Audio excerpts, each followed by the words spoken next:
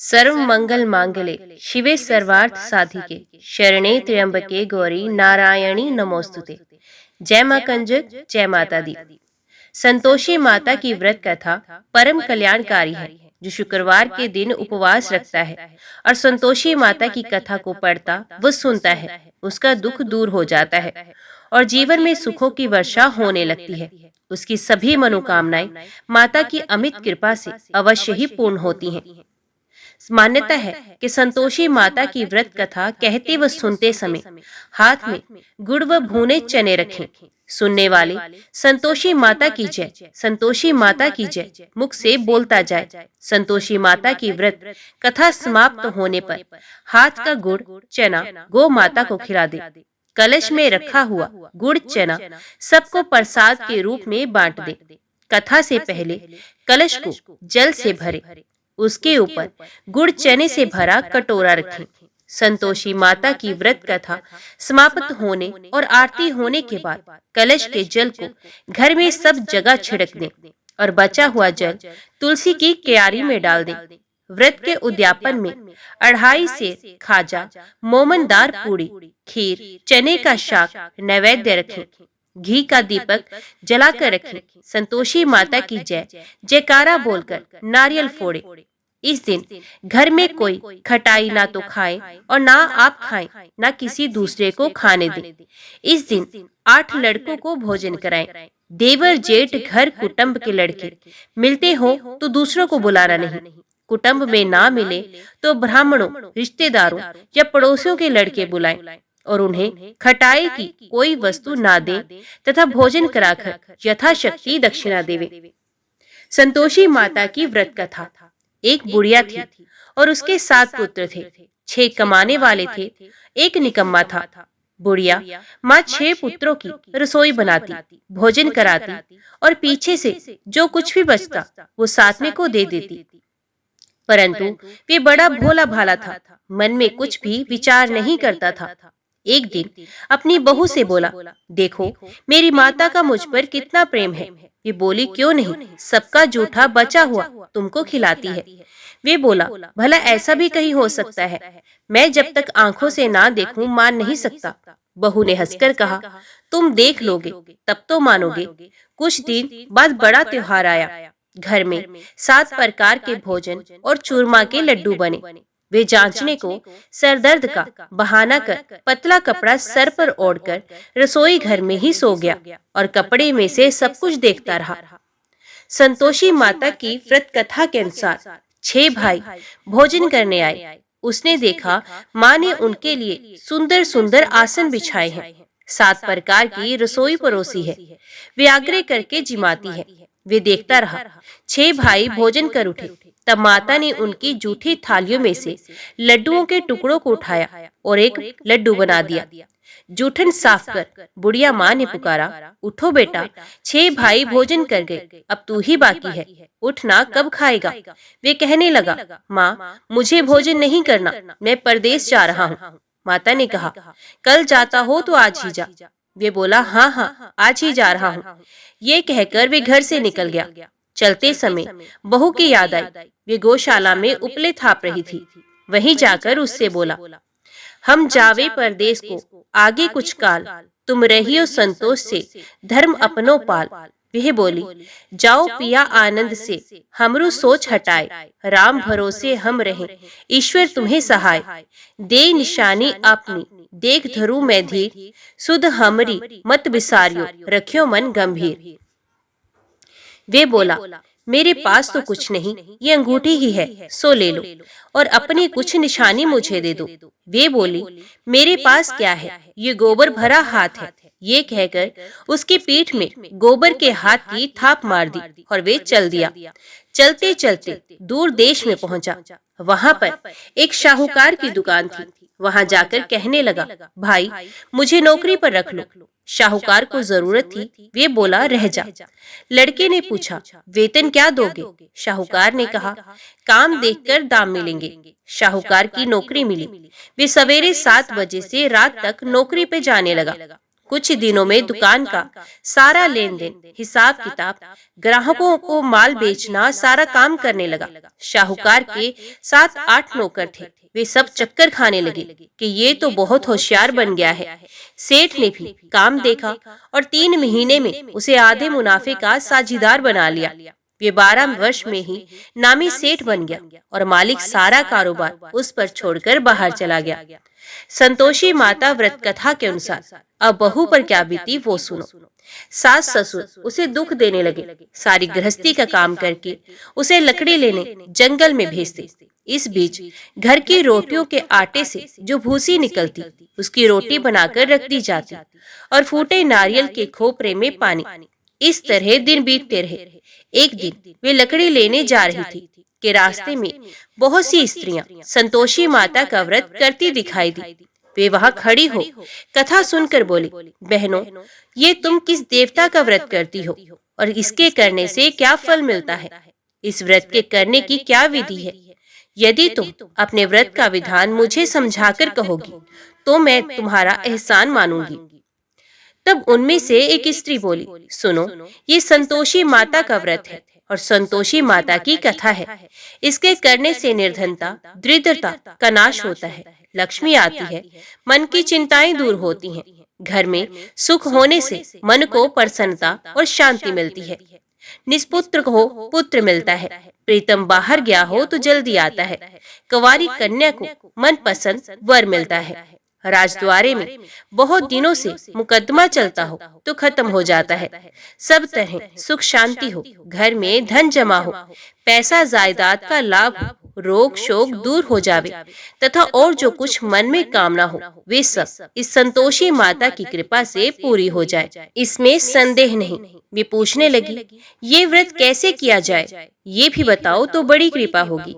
स्त्री कहने लगी, 1.25 रुपए का गुड़ चना लेना, इच्छा हो तो 5.25 रुपए का लेना या 11.25 रुपए का भी सहूलियत अनुसार लेना, बिना परेशानी, श्रद्धा और प्रेम से जितना बन सके लेना। 1.25 रुपए से 5 रुपए तक, इससे भी ज्यादा शक्ति और भक्ति अनुसार लें। हर शुक्रवार को निराहार रह संतोषी माँ की कथा कहना व सुनना, इसके बीच क्रम न टूटे, लगातार नियम पालन करना। सुनने वाला कोई न मिले तो घी का दीपक जलाकर उसके आगे जल के पात्र को रख कथा कहना, परंतु नियम नहीं टूटना चाहिए। जब तक कार्य सिद्ध ना हो नियम पालन करना और कार्य सिद्ध हो जाने पर ही व्रत का उद्यापन करना। 3 मास में माता फल पूरा करती हैं। यदि किसी के खोटे ग्रह हो तो भी माता 1 वर्ष में अवश्य कार्य को सिद्ध करती हैं। कार्य सिद्ध होने पर ही उद्यापन करना चाहिए, बीच में नहीं। उद्यापन में 2.5 सेर आटे का खाजा तथा इसी परिमाण से खीर तथा चने का साग करना, 8 लड़कों को भोजन कराना, जहाँ तक मिले देवर जेठ भाई बंधु कुटुंब के लड़के लेना, ना मिले तो रिश्तेदारों और पड़ोसियों के लड़के बुलाना, उन्हें भोजन कराना, यथाशक्ति दक्षिणा दे माता का नियम पूरा करना। उस दिन घर में कोई खटाई ना खाए। ये सुनकर बुढ़िया के लड़के की बहू चल दी। रास्ते में लकड़ी के बोझ को बेच दिया और उन पैसों से गुड़ चना ले माता के व्रत की तैयारी कर आगे चली और सामने मंदिर देख पूछने लगी, ये मंदिर किसका है? सब कहने लगे, संतोषी माता का मंदिर है। ये सुन माता के मंदिर में जा माता के चरणों में लेटने लगी। दीन होकर विनती करने लगी, माँ, मैं निपट मूर्ख हूँ, व्रत के नियम कुछ नहीं जानती, मैं बहुत दुखी हूँ। हे माता जगत जननी, मेरा दुख दूर कर, मैं तेरी शरण में हूँ। माता को दया आई। एक शुक्रवार बीत गया कि दूसरा शुक्रवार हो, इसके पति का पत्र आ गया और तीसरे को उसका भेजा हुआ पैसा भी आ पहुंचा। ये देख जेठानी मुंह सिकोड़ने लगी, इतने दिनों में पैसा आया, इसमें क्या बड़ाई है? लड़के ताने देने लगे। काकी के पास अब पत्र आने लगे, रुपया आने लगा। अब तो काकी की खातिर बढ़ेगी, अब तो काकी बुलाने से भी नहीं बोलेगी। बेचारी सरलता से कहती, भैया पत्र आवे रुपया आए तो हम सबके लिए अच्छा है। ऐसा कहकर आंखों में आंसू भरकर संतोषी माता के मंदिर में आ मातेश्वरी के चरणों में गिरकर रोने लगी। माँ, मैंने तुमसे पैसा नहीं मांगा, मुझे पैसे से क्या काम, मुझे तो अपने सुहाग से काम है। मैं तो अपने स्वामी के दर्शन और सेवा मांगती हूँ। अब माता ने प्रसन्न होकर कहा, जा बेटी, तेरा स्वामी आएगा। ये सुन वे खुशी से बावली हो घर में जाकर काम करने लगी।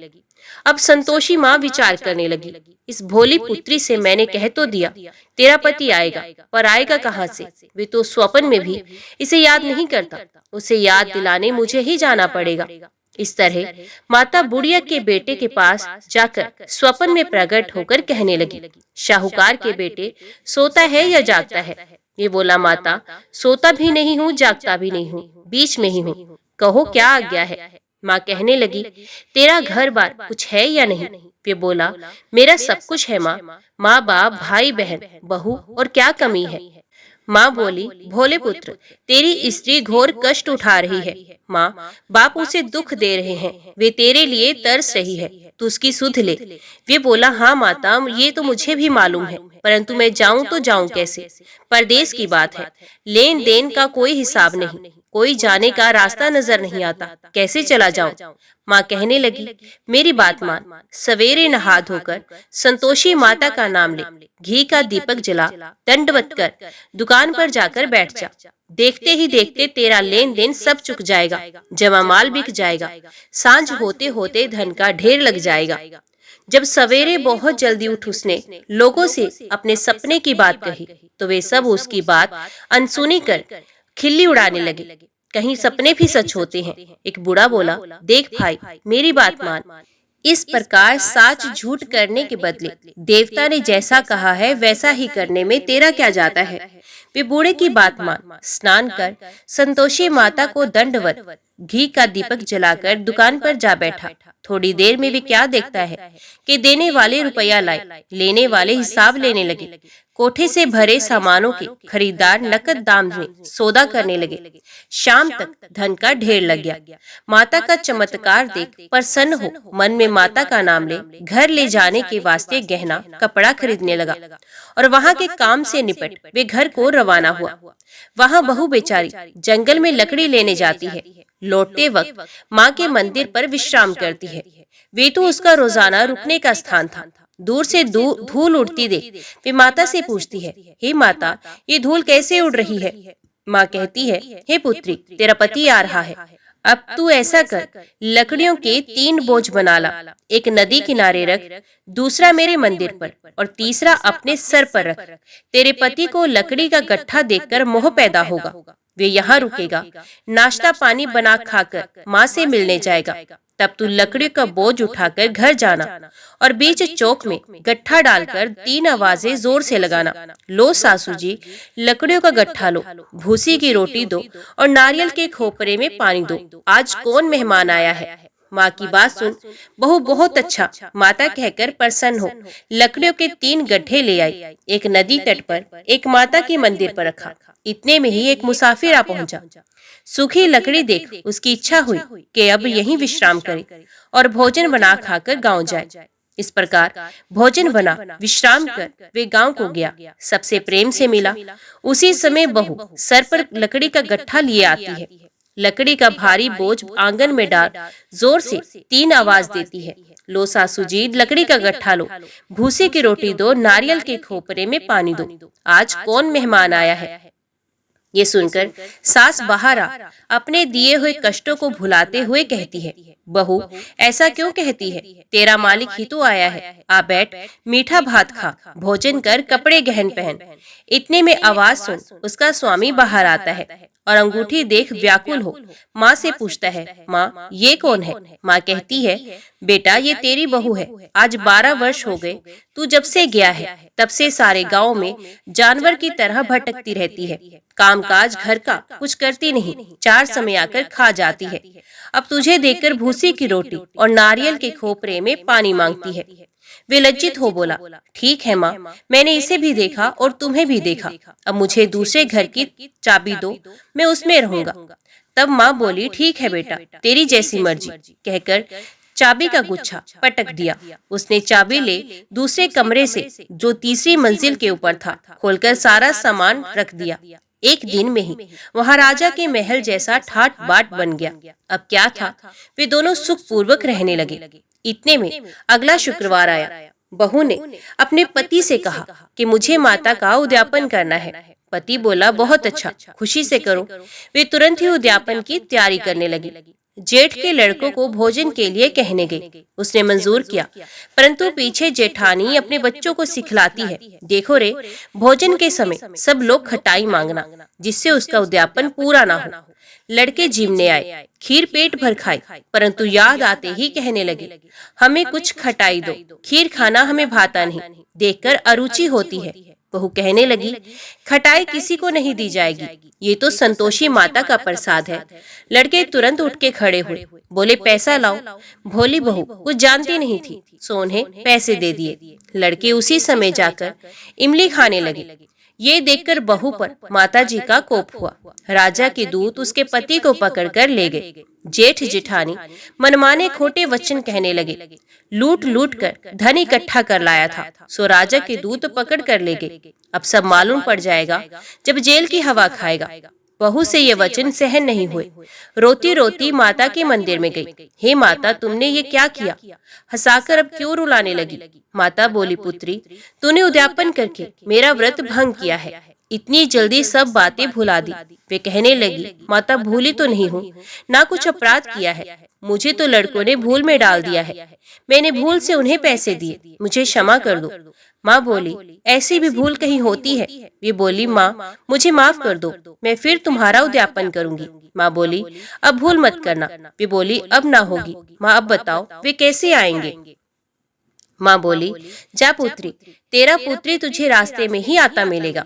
वे घर को चली। राह में पति आता मिला। उसने पूछा, तुम कहाँ गए थे?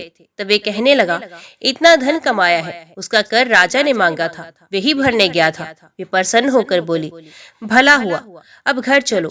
कुछ दिन बाद फिर शुक्रवार आया। वे बोली, मुझे माता का उद्यापन करना है। पति ने कहा, करो। वे फिर जेठ के लड़कों से भोजन को कहने गई। जेठानी ने तो एक दो बातें सुनाई और लड़कों को सिखा दिया कि तुम पहले ही खटाई मांगना। लड़के कहने लगे, हमें खीर खाना नहीं भाता, जी बिगड़ता है, कुछ खटाई खाने को देना। वे बोली, खटाई खाने को नहीं मिलेगी, आना हो तो आओ। वे ब्राह्मणों के लड़के को ला भोजन कराने लगी। यथाशक्ति दक्षिणा की जगह एक एक फल उन्हें दिया। इससे माता संतोषी प्रसन्न हुई। माता की कृपा होते ही 90 मास उसको चंद्रमा के समान सुंदर पुत्र उत्पन्न हुआ। पुत्र को लेकर प्रतिदिन माता जी के मंदिर जाने लगी।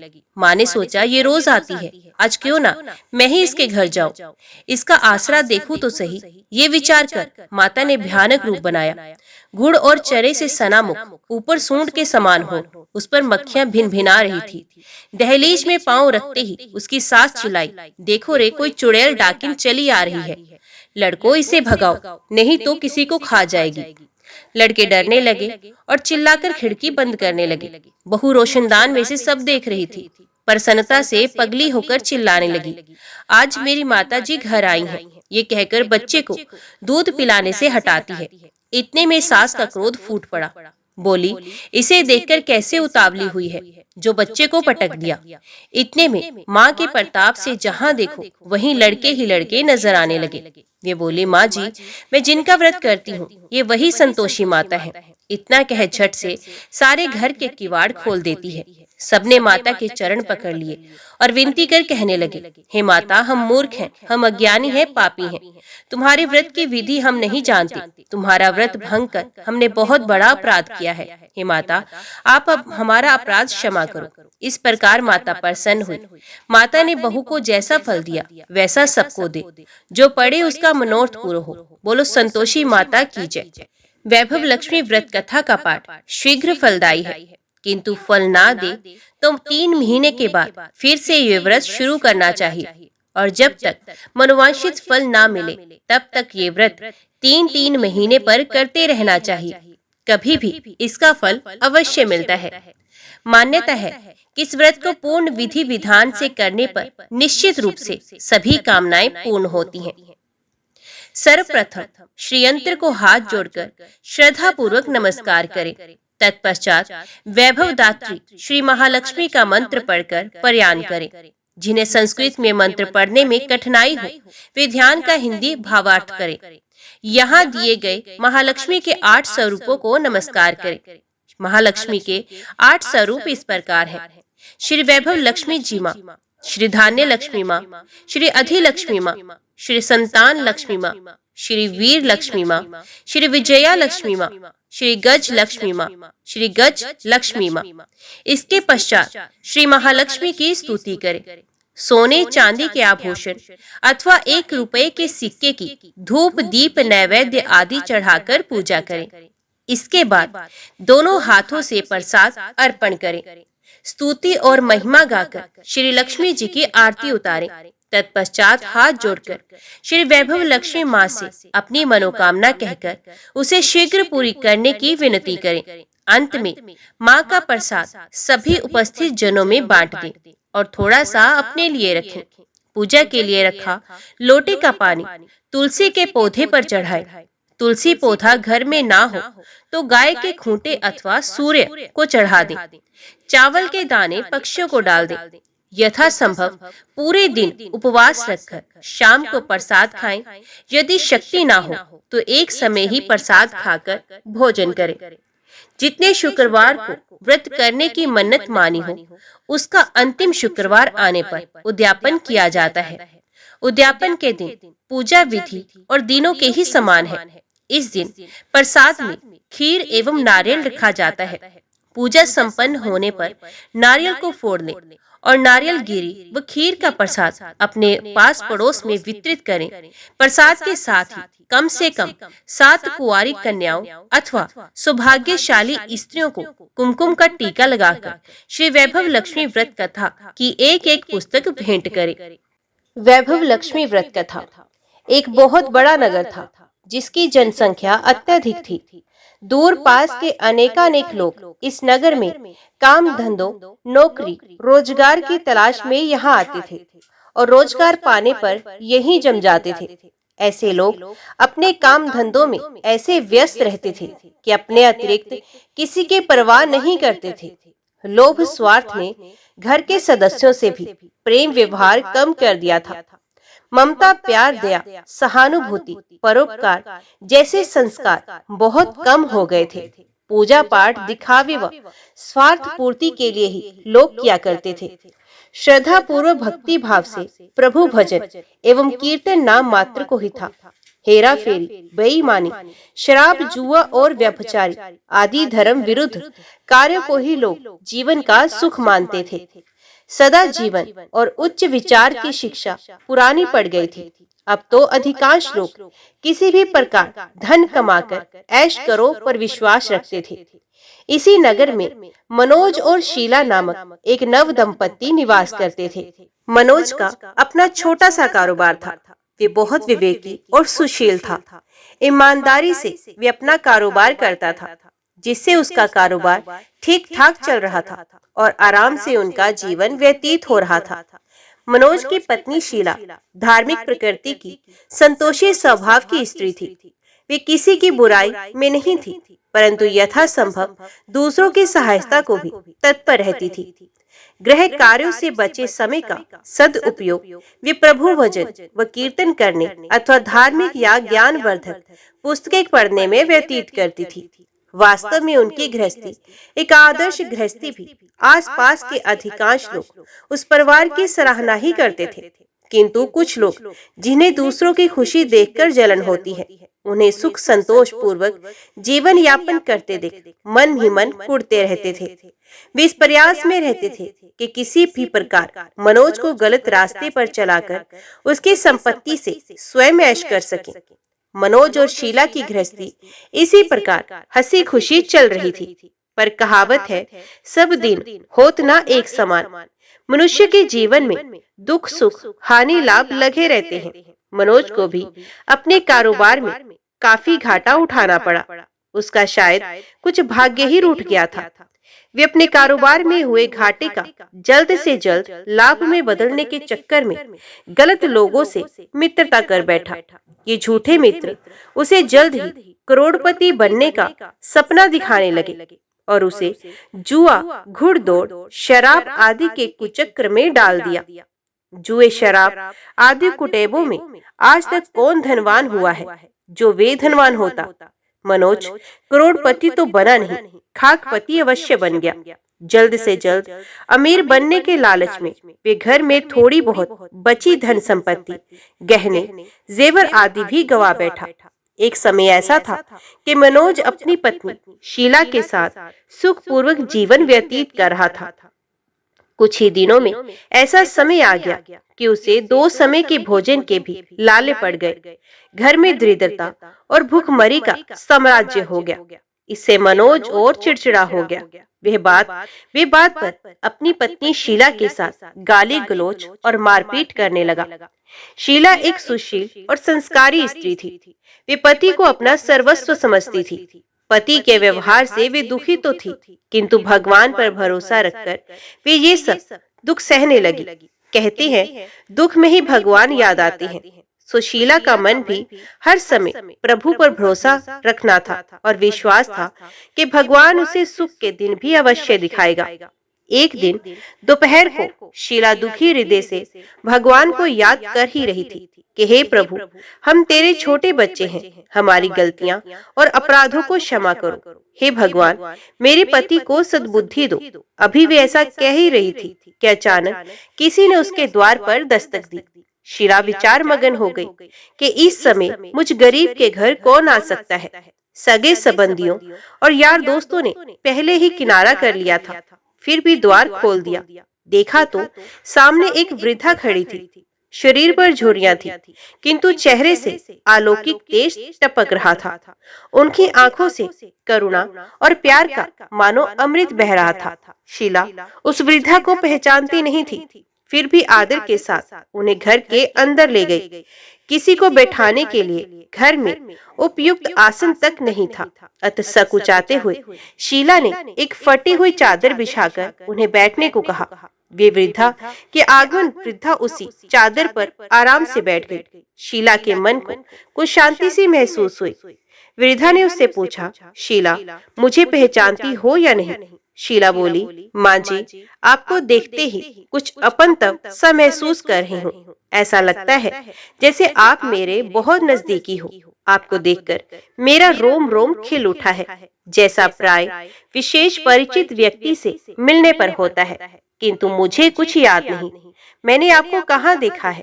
वृद्धा ने अपनत्व दिखाते हुए कहा। क्यों इतनी जल्दी भूल गई? अभी कुछ दिन पहले तो तू लक्ष्मी जी के मंदिर में शुक्रवार को भजन कीर्तन में आती थी। मैं भी उसमें जाया करती हूँ। हर शुक्रवार को मैं तुमसे वहीं मिलती थी। जब से शीला का पति मनोज गलत लोगों की संगत में बैठकर घर लुटाने लगा था, तभी से शीला बाहर निकलने में शर्म महसूस करती थी, अतः उसने मंदिर जाना भी बंद कर दिया था।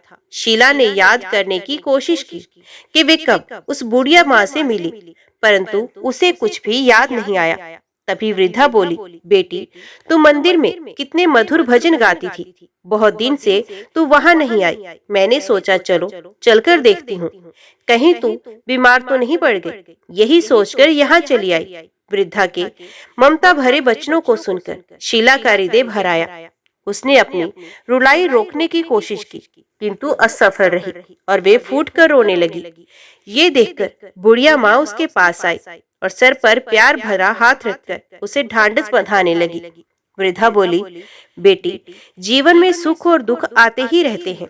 हमेशा सुख अथवा हमेशा दुख कभी किसी पर नहीं होता, अतः दुखों से घबराना नहीं चाहिए। शीला बोली, माँ जी, मैं थोड़े दुख में कभी नहीं घबराई, किंतु अब सहा नहीं जाता। ऐसा कहते कहते वे फिर रोने लगी। वृद्धा फिर सांत्वना देती हुई बोली, धैर्य धरो बेटी और अपनी व्यथा मुझे बना।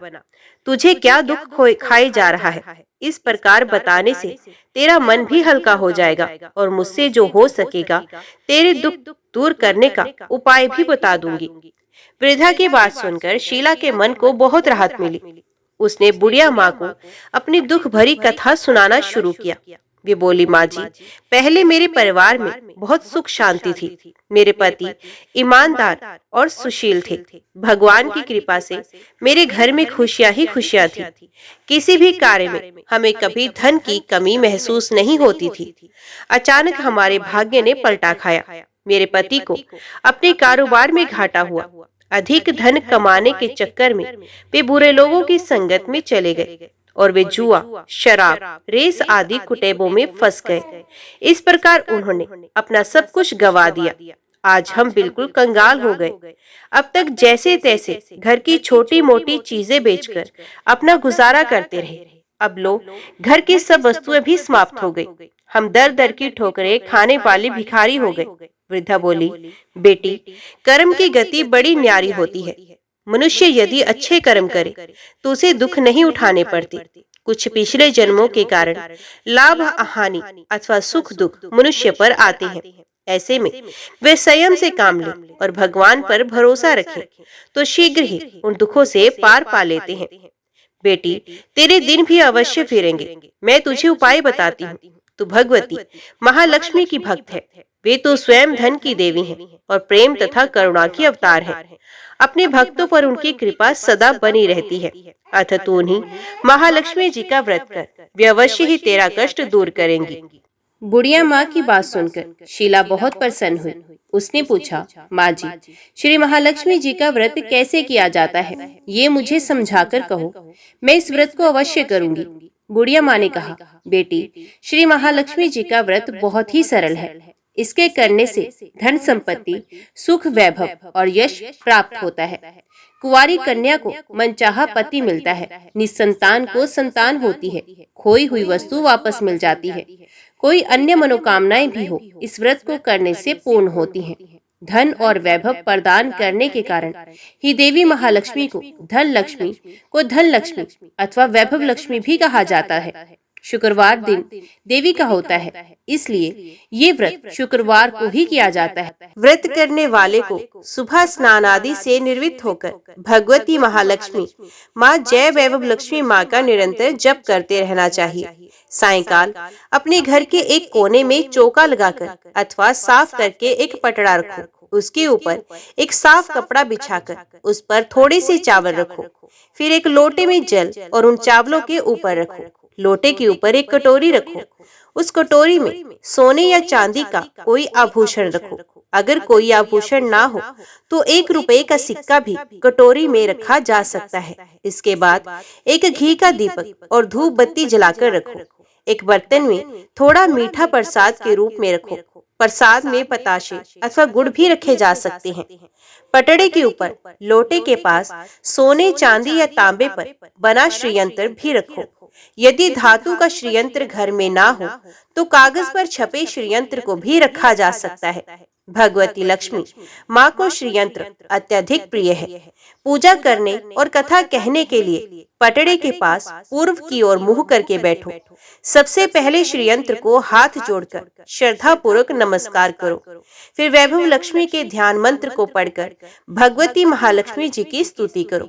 जिन्हें संस्कृत में भी ध्यान व मंत्र कहने में कठिनाई हो, वे सरल भाषा में भी ध्यान व स्तुति कर सकते हैं। भगवती महालक्ष्मी दिखावे की नहीं बल्कि भाव की भूखी हैं। इसके पश्चात कटोरी में रखे आभूषण या रुपए पर हल्दी, कुमकुम और चावल चढ़ाओ। फिर दोनों हाथों से लाल रंग के पुष्प अर्पित कर प्रसाद का भोग लगाओ और धूप व दीप दिखाओ। पुनः लक्ष्मी जी की स्तुति करके लक्ष्मी महिमा गाओ और आरती उतारो। फिर मन ही मन सच्चे हृदय से जय महालक्ष्मी माँ का 11 बार उच्चारण करो। इसके बाद 11 या 21 शुक्रवार को व्रत करने का संकल्प लेकर अपनी मनोकामना पूरी करने के लिए माँ से हाथ जोड़कर विनती करो। अंत में माँ का प्रसाद बांट दो। थोड़ा सा प्रसाद अपने लिए रखो। बाद में कटोरी में रखा आभूषण, रुपया और श्रीयंत्र उठाकर रखो। लोटे का पानी तुलसी के पौधे पर चढ़ा दो। इस दिन पूरे दिन उपवास रखकर सायंकाल प्रसाद खाना चाहिए। यदि इतनी शक्ति ना हो तो एक बार शाम को प्रसाद खाकर सादा वैष्णव भोजन कर सकते हैं। इस प्रकार इस व्रत को शास्त्रीय विधि के अनुसार करने से उसका फल अवश्य मिलता है। इस व्रत के प्रभाव से मनुष्य की सब विपत्तियां दूर होकर धन वैभव की प्राप्ति होती है। कुंवारी कन्याओं को मनभावन पति मिलता है। सौभाग्यवती स्त्रियों को सौभाग्य अखंड रहता है। निसंतान दंपत्ति को संतान की प्राप्ति होती है और भी कोई मनोकामना हो तो वे भी अवश्य ही पूरी होती है। शीला ये सब सुनकर बहुत ही प्रसन्न हुई। उसने कहा, माँ जी, आपने ये जो श्री वैभव लक्ष्मी के व्रत की विधि बताई है उसे मैं अवश्य ही करूंगी। आप कृपा करके मुझे इसकी उद्यापन विधि भी समझाकर बताएं। वृद्धा ने कहा, बेटी, इस व्रत के उद्यापन करने की विधि भी बहुत सरल है। ध्यान से सुनो। 11 या 21 जितने शुक्रवार को व्रत करने का संकल्प किया हो, उतने व्रत पूर्ण श्रद्धा और भावना पूर्वक होने पर अंतिम शुक्रवार को उद्यापन किया जाता है। इस दिन पूजा विधि हर शुक्रवार को की गई पूजा विधि की तरह ही होती है। इस दिन प्रसाद के लिए नारियल गिरी और खीर का प्रसाद वितरित किया जाता है। प्रसाद के साथ कम से कम 7 कुंवारी या सौभाग्यवती स्त्रियों को कुमकुम का तिलक लगाकर श्री वैभव लक्ष्मी व्रत कथा की एक पुस्तक भेंट की जाती है। अंत में फिर भगवती श्री महालक्ष्मी के विभिन्न स्वरूपों को श्रद्धा पूर्वक हाथ जोड़कर नमस्कार करो और मन ही मन माँ से प्रार्थना करो कि हे महालक्ष्मी माँ, हे धन लक्ष्मी माँ, हे वैभव लक्ष्मी माँ, मैंने सच्चे मन से आपका व्रत पूर्ण किया है। फिर भी मुझसे कोई गलती या अपराध हुआ हो उसे क्षमा करना और हमारी जो भी आपकी मनोकामना हो उसे कहें कि मनोकामना को पूर्ण करना, हमारा सबका कल्याण करना, हमारी विपत्तियों को दूर करके हमें धन वैभव प्रदान करना। हे देवी माँ, आपकी महिमा अपरंपार है। बुढ़िया माँ से श्री वैभव लक्ष्मी के व्रत की शास्त्रीय विधि सुनकर शीला का मन मयूर जैसे नाच उठा। उसे लगा मानो उसे मनमांगी मुराद मिल गई हो। उसने तत्काल अपनी आंखें बंद करके मन ही मन संकल्प किया कि हे वैभव लक्ष्मी माँ, मैं आपका 21 शुक्रवार तक बुढ़िया माँ द्वारा बताए गए शास्त्रीय विधि के अनुसार व्रत और उद्यापन करूंगी। इस प्रकार संकल्प करके जैसे ही शीला ने आंखें खोली तो वृद्धा माँ को कमरे में नहीं पाया। उसने घर से बाहर आकर देखा, किंतु वहां भी उसे कहीं भी माँ जी दिखाई नहीं दी। उसे बहुत आश्चर्य हुआ कि थोड़ी ही देर में कहाँ गायब हो गई। वास्तव में वे साक्षात भगवती महालक्ष्मी थी, जो अपनी भक्त शीला को वृद्धा का वेश रखकर रास्ता दिखाने आई थी। अगले ही दिन शुक्रवार था। शीला सुबह नहा धोकर मन ही मन जय महालक्ष्मी माँ, जय वैभव लक्ष्मी माँ का जाप करने लगी। सायंकाल वे वैभव लक्ष्मी की पूजा करने बैठी। घर में कोई आभूषण तो था नहीं, एकमात्र नाक की बाली ही बची थी। उसने वही निकाल कर धोकर कटोरी में रख दी। घर में थोड़ी शक्कर रखी थी, उसका प्रसाद बनाया और फिर बुढ़िया माँ के द्वारा बताई गई शास्त्रीय विधि के द्वारा वैभव लक्ष्मी माता का पूजन किया। पूजन के पश्चात उसने प्रसाद अपने पति मनोज तथा अन्य लोगों को वितरित किया। अंत में स्वयं भी ग्रहण किया। श्री वैभव लक्ष्मी माँ का प्रसाद खाते ही मनोज के स्वभाव में परिवर्तन आने लगा। उसका चिड़चिड़ापन कम होने लगा और उसका मन कुटेबों से दूर होकर कारोबार में जो पहले बिल्कुल ठप हो गया था फिर से जमने लगा। 21वें शुक्रवार को शीला ने बुढ़िया माँ द्वारा बताई शास्त्रीय विधि के अनुसार उद्यापन किया और 11 स्त्रियों को भी श्री वैभव लक्ष्मी व्रत की पुस्तकें भेंट में दी। फिर भगवती महालक्ष्मी के वैभव लक्ष्मी स्वरूप को मन ही मन प्रणाम कर प्रार्थना की कि हे वैभव लक्ष्मी माँ, मैंने आपके व्रत की जो मनौती मानी थी वे आज पूर्ण हुई। हे माँ, हमारे संकटों को दूर कर हमारा कल्याण करो। जाने अनजाने में यदि कोई हमसे अपराध हुआ हो उसे क्षमा करना, हमें धन संपत्ति और वैभव प्रदान करना, हमें सद्बुद्धि देना। हे माँ, आपकी महिमा अपरंपार है, आपकी सदा ही जय हो। इस प्रकार व्रत संपूर्ण होने के बाद कुछ ही दिनों में मनोज के कारोबार में अच्छा लाभ होने लगा। उसने शीला को उसके जेवर वापस दिला दिए और घर में पहले जैसी सुख शांति आ गई। श्री वैभव लक्ष्मी माँ के प्रताप को देखकर अन्य बहुत सी औरतों ने भी उनका विधि पूर्वक व्रत किया और मनभावन फल प्राप्त किया। हे महालक्ष्मी माँ, हे वैभव लक्ष्मी माँ, जैसे आपने शीला पर कृपा की ऐसे ही अपने अन्य भक्तों पर भी कृपा करना, सबका कल्याण करना, उनको सुख शांति प्रदान करना। बोलो श्री वैभव लक्ष्मी माँ की जय। आज की वीडियो में इतना ही। उम्मीद करती हूँ वीडियो आपको पसंद आई होगी। वीडियो पसंद आई हो तो वीडियो को लाइक और चैनल को सब्सक्राइब जरूर कीजिएगा। जय माता दी लिखकर कमेंट बॉक्स में अपनी हाजिरी और अपने सुझाव देना ना भूलेगा। तो मिलते हैं अगली कथा अगली वीडियो के साथ। तब तक के लिए देखते व सुनते रहिए। जय मां कंजक, जय माता दी।